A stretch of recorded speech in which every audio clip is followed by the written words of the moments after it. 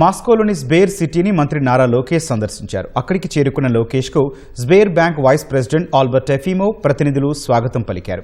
వ్యాధి నిర్ధారణ, ఇతర ఆవిష్కరణలతో కూడిన స్బేర్ బ్యాంక్ ఏటీఎంను పరిశీలించి పనితీరును అడిగి తెలుసుకున్నారు. క్వాంటమ్ టెక్నాలజీ సెంటర్, ఏఐ ఆధారిత సేవలు, digital health care, education solutions, cyber security సొల్యూషన్స్పై స్బేర్ సిటీ ప్రతినిధులు పవర్ పాయింట్ ప్రజెంటేషన్ ఇచ్చారు. అధునాతన సాంకేతిక పరిజ్ఞానంతో ఆవిష్కృతమైన స్బేర్ సిటీ భవిష్యత్ టెక్నాలజీకి వారధిగా నిలుస్తుందని మంత్రి లోకేష్ అన్నారు. అయితే రష్యా ప్రతిష్టాత్మక పెట్టుబడుల సదస్సు ప్రారంభానికి కొన్ని గంటల ముందు సెయింట్ పీటర్స్బర్గ్ పరిసరాల్లో ఉక్రెయిన్ డ్రోన్ దాడులు జరిపింది.